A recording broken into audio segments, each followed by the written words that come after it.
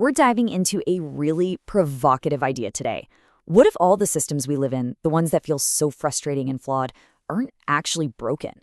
What if they're working perfectly, just not for us?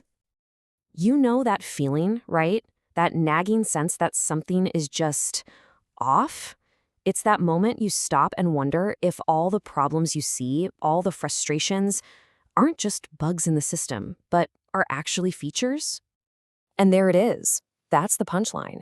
The core idea here is that the system, whether we're talking about the economy or politics, isn't failing at all. It's succeeding perfectly.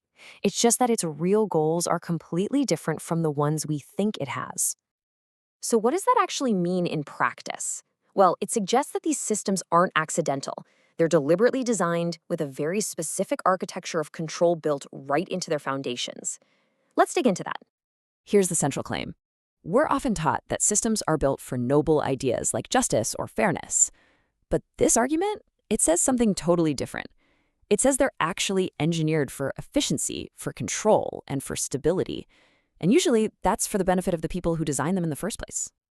And this chart just lays it all out, side by side. On the left, you've got the goals we're told to believe in. You know, the greater good, justice. But on the right, well, that's what this perspective says is really going on. Shaping our behavior, guiding specific outcomes, and maybe even outright manipulation. Now, to make this idea feel a little less abstract, the source material uses this really powerful metaphor that we're going to break down. It's all about the dynamic between shepherds and sheep. Okay, so who's who in this scenario? The shepherds, they're the system designers, the architects. They're the ones who know exactly where the boundaries are and guide how things turn out. And the sheep? Well, the sheep are the participants. That's most of us. We feel safe moving with the herd, and this is the crucial part, we honestly believe we're free. Let's just sit with that for a second. That illusion of freedom is so powerful, isn't it? When you're doing what everyone else is doing, it doesn't feel like a constraint. It feels like a choice. It feels safe. You don't even notice the walls when you're comfortably in the middle of the herd. And here's the other side of that coin. While the sheep have no idea there's even a perimeter, the shepherd is acutely aware of it. See, control isn't about constant force. It's about that invisible fence, the built-in boundaries of the system itself.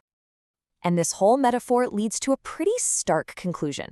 Freedom inside a perimeter is still just captivity. It really makes you stop and ask what freedom even means. I mean, if you have a bunch of choices inside a box you can never leave, are you really free? So what happens when one of the sheep finally figures out where the fence is? What do they do once they know the truth? Well, that brings us to the value of silence. You basically have two paths you can take here. There's the outsider. This is the person who feels wrong, so they curse the system, they try to expose it, they become a whistleblower. But then you have the insider. This is someone who cracks the code.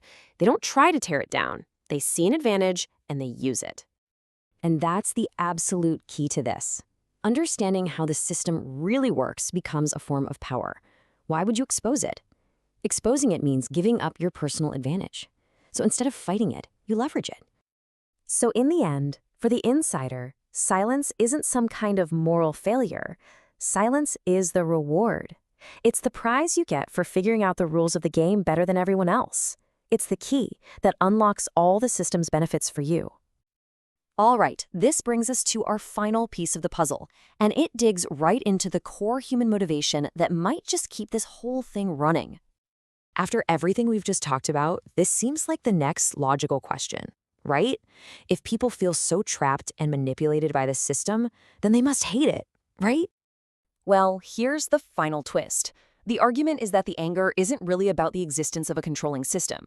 The real frustration, the deep-seated resentment, is about not being the one in the shepherd's shoes. And this final quote is, well, it's a really challenging thought.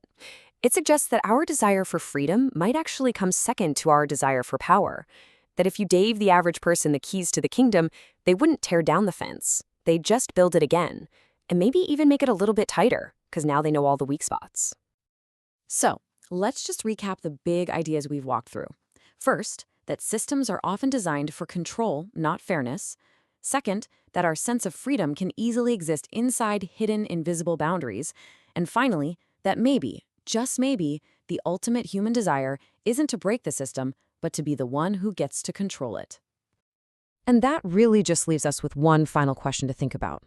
After seeing this whole architecture of control laid out, if you had the blueprint, what would you build? Would you build the same fence, a different one, or no fence at all? That's something to chew on.